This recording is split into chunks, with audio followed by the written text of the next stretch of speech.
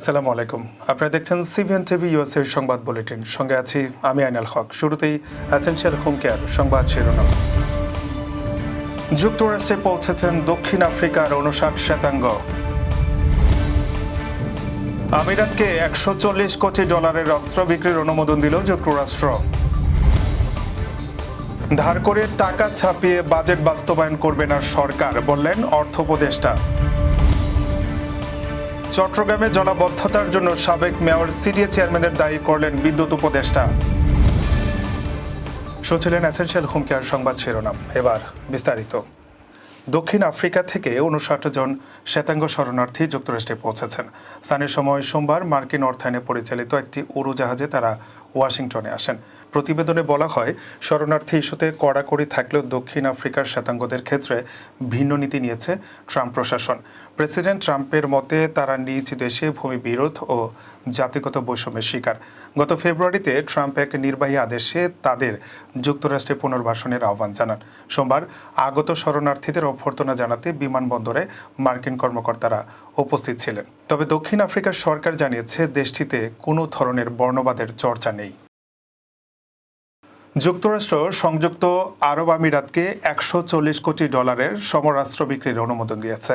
এতে ৬টি চিনুক হেলিকপ্টার ও আনুষঙ্গিক সামরিক সরঞ্জাম রয়েছে। এই অস্ত্র ব্যবহার হবে উদ্ধার অভিযান, দুর্যোগ ব্যবস্থাপনা ও সন্ত্রাস বিরোধী কাজে।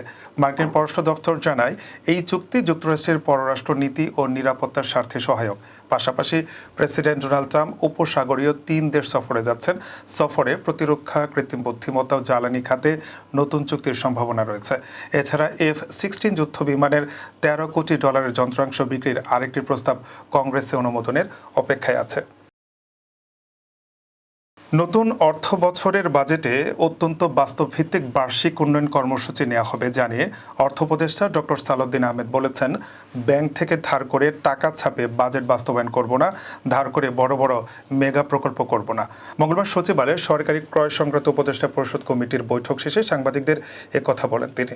অর্থ উপদেষ্টার সভাপতিত্বে এ বৈঠক অনুষ্ঠিত হয়। জাতীয় রাজস্ব বোর্ড বিভক্ত করায় রাজস্ব আদায়ে কোনো প্রভাব পড়বে কিনা সাংবাদিকদের এমন প্রশ্নে অর্থ উপদেষ্টা বলেন, রাজস্ব আদায়ে কোনো প্রভাব পড়বে না। এ পর্যন্ত এরই মধ্যে রাজস্ব আদায় গতবারের তুলনায় 2% বেশি হয়েছে। খুব হতাশাব্যঞ্জক না, আমি আরও আশা করছি অ্যাটলিস্ট গতবারের তুলনায় কম হবে না। চট্টগ্রাম নগরের জলাবদ্ধতার জন্য প্রাক্তন মেয়র এবং সিডিএ চেয়ারম্যানদের দায়ী করেছেন বিদ্যুৎ, জ্বালানি ও খনিজ সম্পদ মন্ত্রণালয়ের উপদেষ্টা মোহাম্মদ ফাউজুল কবির খান। তিনি বলেন, চট্টগ্রাম শহরে এমন জলাবদ্ধতা আমরা আগে কখনো দেখিনি। এই চট্টগ্রামে আমি প্রাইমারি, হাই স্কুলে পড়েছি, চট্টগ্রাম কলেজে পড়ালেখা করেছি, কিন্তু কখনোই এমন জলাবদ্ধতা দেখিনি। এই জলাবদ্ধতা একেবারে মানবসৃষ্ট সমস্যা। আগে যারা নগরপিতা, সিডিএর চেয়ারম্যান ছিলেন তারাই এই জলাবদ্ধতার সৃষ্টির জন্য দায়ী।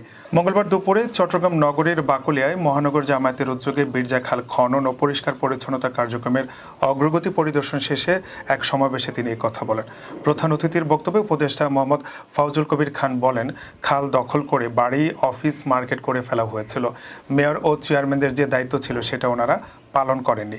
নগর জামায়াতের সেক্রেটারি মোহাম্মদ নুরুল আমিনের সঞ্চালনায় এতে আরও বক্তব্য দেন চট্টগ্রাম সিটি কর্পোরেশনের mayor doctor Shahadat Hossain, CDA chairman প্রকৌশলী নুরুল করিম, সিডিএর প্রধান প্রকৌশলী কাজী হাসান বিন শামস ও বোর্ড সদস্য ইঞ্জিনিয়ার মানজারে খুরশেদ ও প্রকৌশলী মমিনুল হক প্রমুখ। এবার কর্ণফুলী ইনকাম ট্যাক্স সংবাদ শিরোনাম। মার্কিন অভিবাসন নীতির পরিবর্তন, বাংলাদেশি জনগণের জন্য চ্যালেঞ্জ এবং নীতিগত বিকল্প শীর্ষক সেমিনার অনুষ্ঠিত। শুনছিলেন কর্ণফুলী ইনকাম ট্যাক্স সংবাদ শিরোনাম। এবার বিস্তারিত।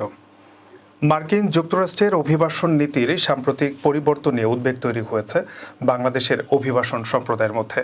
এই পরিবর্তনগুলো কতটা প্রভাব ফেলতে পারে এবং এর মধ্যে কি কি চ্যালেঞ্জ রয়েছে তা নিয়ে আজ নিউ ইয়র্কে অনুষ্ঠিত হলো একটি গুরুত্বপূর্ণ সেমিনার, মার্কিন অভিবাসন ক্র্যাকডাউন, বাংলাদেশি জনগণের জন্য চ্যালেঞ্জ এবং নীতিগত বিকল্প।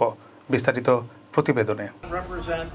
12 মে সন্ধ্যায় নিউ ইয়র্কের একটি পার্টি হলে আয়োজিত হয় মার্কিন অভিবাসন ক্র্যাকডাউন, বাংলাদেশি জনগণের জন্য চ্যালেঞ্জ এবং নীতিগত বিকল্প শিরোনামে গুরুত্বপূর্ণ একটি সেমিনারটি উপস্থাপন করেছে মিশেল পিস্টন আইন অফিস, যা মার্কিন অভিবাসন আইনে দীর্ঘদিনের অভিজ্ঞতা ও নির্ভরযোগ্যতার প্রতীক হিসেবে পরিচিত।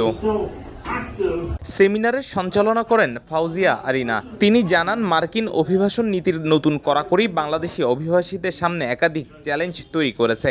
বিশেষ করে ভিসা ব্যাকলগ, আশ্রয় প্রত্যাখ্যান, নির্বাসনের ঝুঁকি এবং আইন প্রয়োগকারী সংস্থার কঠোর পদক্ষেপের মুখোমুখি হতে যাচ্ছে অনেক বাংলাদেশি অভিবাসীকে। মূল বক্তা হিসেবে সেমিনারে উপস্থিত ছিলেন অভিবাসন আইন বিশেষজ্ঞ মিশেল ই পিস্টন এবং manager law officer Lokman Hossain Bhuiyan. তারা বিস্তারিতভাবে ব্যাখ্যা করেন কিভাবে মার্কিন অভিবাসন নীতির পরিবর্তনগুলো বাংলাদেশি অভিবাসীদের আইনি অবস্থান ও ভবিষ্যৎ পরিকল্পনাকে প্রভাবিত করছে এবং এই পরিস্থিতি থেকে উত্তরণের জন্য কী ধরনের পদক্ষেপ গ্রহণ করা যেতে পারে। এছাড়া সেমিনারে আরও গুরুত্বপূর্ণ বক্তব্য রাখেন এফবিসিসিআইয়ের সভাপতি গিয়াস আহমেদ, কমিউনিটি অ্যাক্টিভিটিস আজগর হোসেন খান বাবু। সেমিনারে বক্তারা তাদের বক্তব্যে জানান, টার্মিশনের শিকার শিক্ষার্থীদের পক্ষ থেকে বিনামূল্যে আবেদনসহ বিভিন্ন সেবা প্রদান করা হবে মিশেল পিস্টন আইন অফিসের পক্ষ থেকে। এছাড়াও অভিবাসন নীতির পরিবর্তনের এই সময়ে বাংলাদেশি অভিবাসীরা যেন তাদের অধিকার সম্পর্কে সচেতন থাকে, সেটিই ছিল সেমিনারের মূল বার্তা বলে জানান বক্তারা।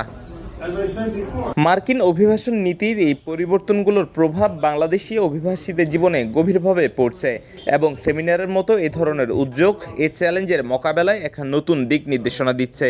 অবিলম্বে এ ধরনের আইনগত সহায়তা ও সচেতনতার প্রয়োজনীয়তা বাড়ছে, যাতে অভিবাসী কমিউনিটি তাদের অধিকার জানে এবং প্রযোজ্য পদক্ষেপ নিতে পারে। অনিক আখন্দ, সিবিএন টিভি, ইউএসএ। দর্শক, এই ছিল সিবিএন টিভি ইউএসএ সংবাদ বুলেটিনে। শেষ করছি। পরবর্তী বুলেটিন দেখার আমন্ত্রণ জানিয়ে এতক্ষণ সাথে থাকার জন্য ধন্যবাদ সবাইকে।